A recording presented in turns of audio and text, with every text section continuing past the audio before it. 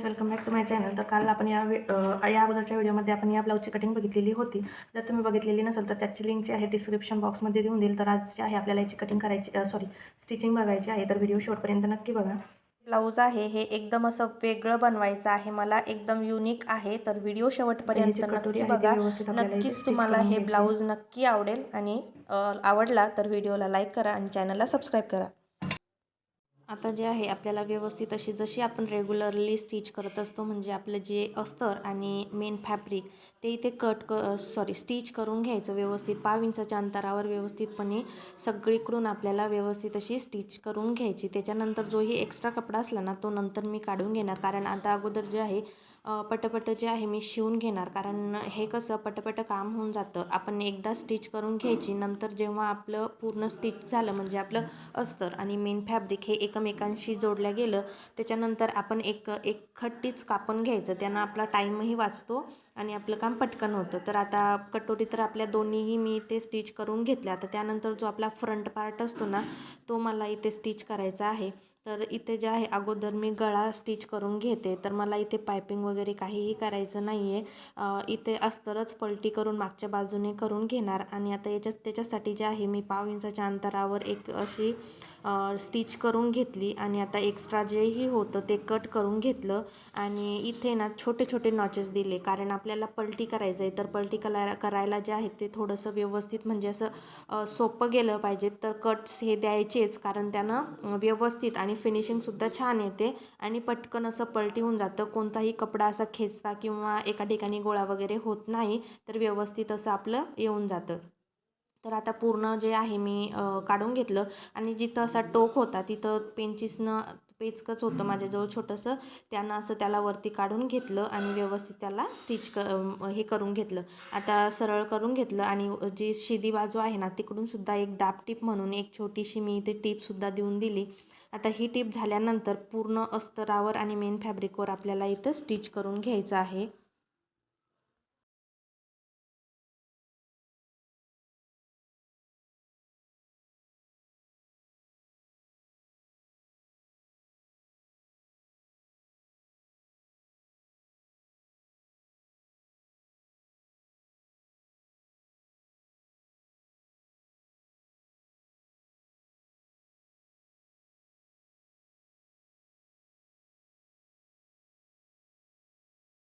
आता इथे दोन्हीही जे फ्रंट पार्ट आहेत ते मी शिवून रेडी केलेत. आता जोही एक्स्ट्राचा कपडा होता बाकी तो पूर्ण इथे कट करून घेतला. आता याचसोबत जे आहे ज्या आपल्या कटोरे होत्या त्यासुद्धा मी इथे स्टिच करून घेतात. आता तुम्ही बघू शकता या टाईपचा गळा आपला इथे तयार होणार आहे, म्हणजे बोटनेकमध्ये पण व्ही शेप आणि एकदम एलिगंट असं ब्लाऊज आपलं रेडी होणार.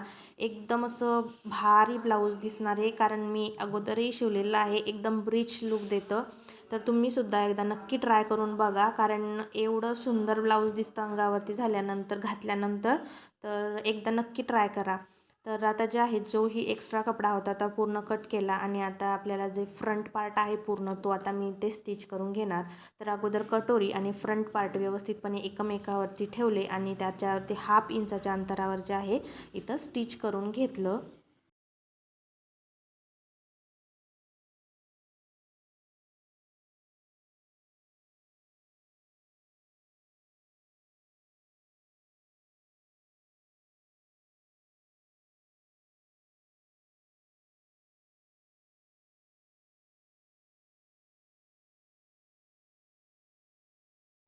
तर इथं जे आहे 2 टिपा मारून मी पूर्ण करून घेतलं आपलं जे फ्रंट पार्ट आहे. आता आपल्याला खालची जी पट्टी आहे ना ती करायची होती. आता इथं जे आहे ना माझं थोडंसं कटिंगच्या वेळेस राहिलेलं होतं, जे की मी नेहमी करते, पण फक्त याच वेळेस मला ध्यान नाही आहे. जिकडून आपला फ्रंट पार्ट असतो आणि हुक आयची पट्टी असते तिकडून मी 1/2 इंच असं कट मारत असते, पण यावेळेस ध्यान नाही राहिलं. तर आता जे आहे मी कट करून घेतलं. तर तुमचंही असं जर राहिलं तर ते स्टिचिंगच्या वेळेस का होणार, जेही आपलं कट करायचं राहिलेलं होतं ते कट करून घ्यायचं, म्हणजे फिनिशिंग आणि ब्लाऊज व्यवस्थित बसतं. आता जे आहे खालून एक पट्टी करून घेतली मी, 1 ते 1.5 इंचाची पट्टी कापली आणि त्याला डबल फोल्ड केलं आणि जशी रेग्युलरली आपण पट्टी खालून दुमडून ती स्टिच करून घेतलो त्याच प्रकारे मी इथं करून घेते. आता जे आहे आता मला इथे हुकची पट्टी तयार करायची आहे. तर हुकच्या पट्टीसाठी सुद्धा 1.5 इंचापर्यंत आपल्याला अशा पट्ट्या घ्यायच्या. मला ती पूर्ण नव्हती म्हणून मी तिला जोड लावून जी आहे अशी एक सारखी पट्टी तयार केली. तिला डबल फोल्ड केलं आणि 1/2 इंच खालून एक्स्ट्रा सोडायचं आणि नंतर 1/2 इंचाच्या अंतरावर जे आहे आपल्याला एक स्टिच करून घ्यायची आणि वरतून सुद्धा फिनिशिंगमध्ये आपल्याला करायचं आहे, कारण आता आपल्याला कोणतीही पट्टी किंवा पायपिंग करायचं नाही आहे. त्याच्यामुळं वरतून सुद्धा मी अशी 1/2 इंच एक्स्ट्रा घेऊन मागच्या बाजूनं त्याला करून व्यवस्थित अशी फिनिशिंगसुद्धा त्याला तिथे देऊन दिली. आता नंतर पट्टी दुसऱ्या बाजूनं अशी पलटली आणि त्याच्यावर एक दाब टीपसुद्धा इथे देऊन टाकली. त्यानंतर जी पट्टी आहे ती पूर्णपणे आपल्याला मागच्या बाजूला करून घ्यायची आणि एक टीप जी आहे त्याच्यावर सुद्धा इथे मारून घ्यायची आणि व्यवस्थित असं पूर्ण करून घ्यायचं. आता तुम्ही बघू शकता ज्याप्रमाणे मी करत आहे त्याचप्रमाणे तुम्हाला करायचं आहे. आता तुम्ही बघू शकता फिनिशिंगसुद्धा एकदम सुंदर दिसत आहे आपली. आता जे आहे दुसरा पार्टही मी याच प्रकारे तयार करून घेणार. तर आता जे आहे दोन्हीही पार्ट माझे इथे रेडी झालेले आहे. आता तुम्ही बघू शकता एकदम सुंदर असं लुक दिसणार आहे या ब्लाऊजचा. आता व्ही शेप तुम्ही बघू शकता किती शार्प आपला दिसतोय आणि तसाच मला हवा होता. आता त्यानंतर जे आहे मी ते स्लीव्स कट करणार आहे. आता खालून जे आहे मी एक्स्ट्रा घेतलेलं तुम्हाला इथं दिसतंय, कारण मी जे आहे ना अशी आता ज्या प्रकारची स्लीव्स बनवणार आहे, म्हणजे आता ही जी बनवली ना तर याची फिनिशिंगसुद्धा व्यवस्थित येते आणि मेगाबाही टाईप मला ही बनवायची आहे. त्यानं एकदम असं जाडसर टोक आपल्याला या स्लीव्जचं दिसतं. तर त्यासाठी उलट्या बाजूवर जे आहे मी इथे स्लीव्ज ठेवून घेतली. त्यानंतर खालून 1 ते 1.5 इंच अंतर ठेवून वरती एक स्टिच करून घेतली. त्यानंतर जेही एक्स्ट्राचं आपलं ठेवलेलं होतं मी त्यावरती सुद्धा एक टिप मारून घेतली. तुम्ही बघू शकता व्हिडिओमध्ये जसं मी केलेलं आहे तसंच तुम्ही करू शकता जर तुम्हाला या प्रकारची स्लीव्ज शिवायची असेल तर. तर आता जे आहे जिथपर्यंत आपली जी मेन फॅब्रिकची पट्टी मी दुमडलेली होती तिच्यावरती टीप मारून घेतली आणि जी टीप आहे ती पूर्ण मागच्या बाजूला म्हणजे अस्तरच्या बाजूला केली. तर आता तुम्ही बघू शकता ती टीप मागून दिसतीये पण वरतून एकही टीप आपली इथे मारलेली आहे अशी दिसणार नाही आहे आणि एकदम सुंदर अशी स्लीव्ज दिसते. फिनिशिंगही तेवढीच छान दिसते आणि जेव्हा ते अंगावर घालू तेव्हाही एकदम सुंदर असं ब्लाऊज दिसतात. तुम्ही बघू शकता फिनिशिंग किती भारी दिसते. आतून पट्टी आली आहे पण वरतून आपल्याला नाही त्याची स्टिचिंग दिसत आहे, नाही आपल्याला दाब टीप द्यावं लागली, काहीही नाही. तरी आपली जी स्लीव्ज आहे ती एकदम सुंदर इथे बनवून तयार झाली. तुम्हाला सुद्धा जर बनवायची असेल तर तुम्ही नक्की बघा आणि जसं मी केलं आहे त्याच प्रकारे तुम्ही करून बघा. तर सुंदर होती, दिसायलाही खूप सुंदर दिसते. तर आता जे आहे ना मला फ्रंट राऊंडचा जो आर्म राऊंडचा जो शेप असतो ना, म्हणजे आपला 1/2 इंचाचा आपल्याला कट द्यावा लागतो, तोच कट मी ते देऊन दिलेला आहे. आणि जे कापलेलं होतं तर थोडी जी स्टिच उखळलेली होती ती स्टिचसुद्धा मी परत लावून घेतली आणि दोन्ही स्लीव्ज इथे रेडी झाल्या. त्यानंतर आता जे आहे मी बॅक पार्ट घेतला आहे. बॅक पार्टला सुद्धा मी 1 ते 1.5 इंच खालून जी आहे पट्टी एक्स्ट्रा घेतलेली आहे, कारण मला इथे फिनिशिंगमध्ये पट्टी लावायची आहे. तर ती कशी मी प्रत्येक ब्लाऊजला जर त्या कपडा जर चांगला असलं मेन फॅब्रिक तर मी याच प्रकारे जी आहे पट्टी तयार करते. याने काय होतं ब्लाऊज खूप असं सुंदर दिसतं. आपल्याला वेगळी पट्टी कट करायचं काम पडत नाही आणि एक्स्ट्रा शिवायला घ्यायचं काम पडत नाही. आता तुम्ही बघू शकता किती सुंदर असं दिसतंय फिनिशिंग. जसं आपलं स्लीव्जचं दिसतंय तसंच हे बॅक पार्टचं सुद्धा जशी मी व्हिडिओमध्ये करत आहे, जसं माझं ब्लाऊज शिवत आहे याच प्रकारे तुम्ही सुद्धा शिवून बघा, खूप सुंदर बसेल. तर आता जे आहे मी पूर्णपणे जे आहे बॅक पार्टसुद्धा इथे कट करून म्हणजे स्टिच करून घेतला. आता पूर्ण जे आहे मागच्या बाजूला पलटी केल्यानंतर आता पूर्ण जेही म्हणजे बॅक पार्ट आहे तो पूर्ण मी आता इथे स्टिच करून घेणार.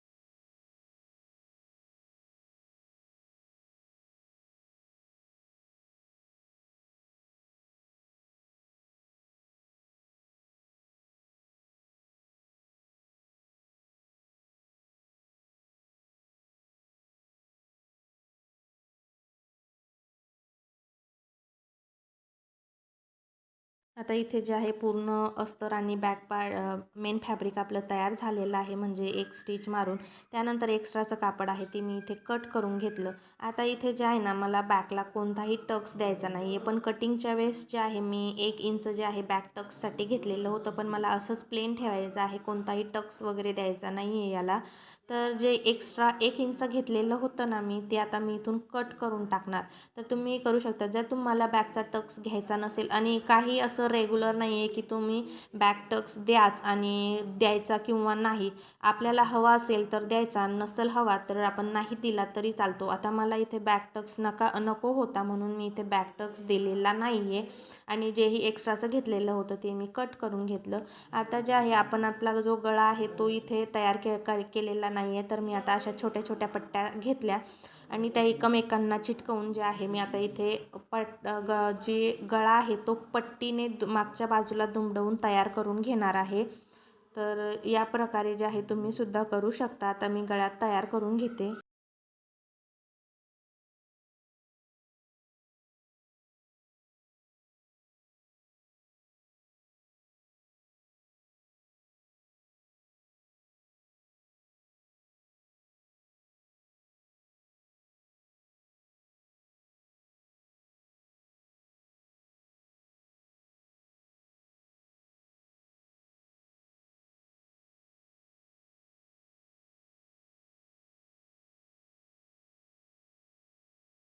आता इथे आपला गळासुद्धा रेडी झाला. आता मी कटिंगच्या वेळेसच सांगितलेलं होतं की 1/2 इंचाचा आपल्याला शोल्डर स्लोप द्यायचा आहे, तोही मुंड्याच्या बाजूने. तर दोन्हीकडून आपलं जे आहे बोटनेक आहे, तर मी दोन्हीही म्हणजे फ्रंट पार्ट आणि बॅक पार्ट या दोन्ही पार्टला जो आहे शोल्डरच्या बाजूने मुंड्याच्या बाजूने शोल्डर स्लोप दिलेला आहे. आता तो दिल्यानंतर मी आता शोल्डरसुद्धा इथे जॉईंट करून घेणार. तर तुम्ही बघू शकता या टाईपने जे आहे मी शोल्डरसुद्धा इथे जॉईंट करून घेतलं. आता दुसरंसुद्धा शोल्डर जे आहे आपल्याला इथे व्यवस्थितपणे एकमेकावरती ठेवून इथे जॉईंट करायचे आहे. 1/2 इंच जे आहे आपण घेतलेलं होतं स्टिचिंगसाठी, तेवढंच मी इथे दाबलेलं आहे. तर आता जे आहे माझं फ्रंट पार्ट आणि बॅक पार्ट जोडणं झालेलं आहे. तर बघू शकता या प्रकारे आपला इथपर्यंतचा जो पॉईंट हे आहे तयार झाला. आता माझं डोकं दुखत होतं, म्हणून माझ्या मिस्टरांनी मला डोक्याच्या गोळ्या आणून दिल्या, तरी मी शिवणकाम करते आहे. तर तो पार्ट कट झाला नाही माझ्याकडून. आणि आता जे आहे मला फिटिंग करायची आहे. तर इथं जे आहे मी फिटिंग करून घेते. तर मागचा आणि पुढचा भाग हाही सुद्धा मला कटिंगच्या वेळेस जोडायचा राहिला होता. तर मी नेहमी कटिंगच्या वेळेसच करते, पण माझं डोकंच दुखत होतं, त्यामुळं मला समजलंही नाही नेमकं. तर त्यामुळे मला म्हणजे सॉरी आहे की मी वेळेवरती ते कट करत आहे आणि तुम्हालासुद्धा ते समजलं नसेल त्या टायमात. तर जे ब्लाऊज शिवताना बघताय तेव्हा तरी आपण आपलं जे आहे ना व्यवस्थित करायचं, म्हणजे मागचा आणि समोरचा जो फ्रंट पार्ट आणि बॅक पार्ट असतो तो लावून बघायचा आणि कमी जास्त असेल तर तो कट करून घ्यायचा. आता इथं जे आहे मी स्लीव्हसुद्धा जॉईंट करायला घेतले आहे. तर आता मी इथे स्लीव्ह जॉईंट करून घेते. व्यवस्थितपणे आपल्याला स्लीव्ह जॉईंट करायचे आहे राऊंड शेपमध्ये. आणि आता मला इथे फिनिशिंगमध्ये म्हणजे अंडरग्राऊंड फिटिंग करायची होती. तर इथं जे आहे मी सर्वात अगोदर वरच्या बाजूला 1/2 इंच अंतरावर एक टीप मारून घेतली. त्यानंतर जे आहे ब्लाऊज आहे आपल्याला आतल्या बाजूने फोल्ड करायचे आणि परत इथे मी 2 ते 3 टिपा ज्या आहे मी इथे करून घेते. तर माझं डोकं दुखत असल्यामुळेच माझे 2 ते 3 पार्ट म्हणजे मी जे कटिंगच्या वेळेस करते ते स्टिचिंगच्या वेळेस करत आहे.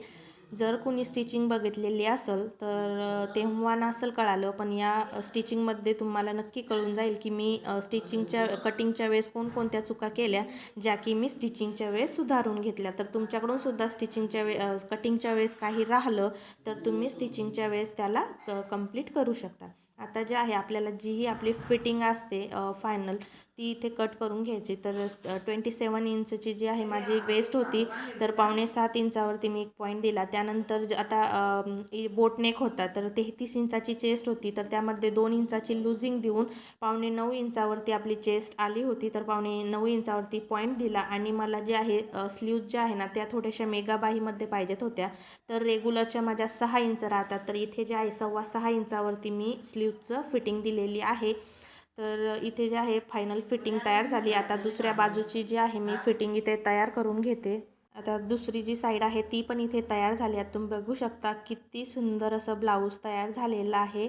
तर हे जे ब्लाऊज आहे हे माझंच आहे, माझ्यासाठीच मी शिवलेलं आहे. असे नवीन नवीन एक्सपेरिमेंट फक्त मी माझ्याच ब्लाऊजवर करते, जे कस्टमर असतात त्यांच्या ब्लाऊजवर करत नाही. तर तरीही एक्सपेरिमेंट केला तरीही माझं ब्लाऊज अंगावरती एकदम असं सुंदर दिसायला लागलं होतं. जर व्हिडिओ आवडला तर लाईक करा.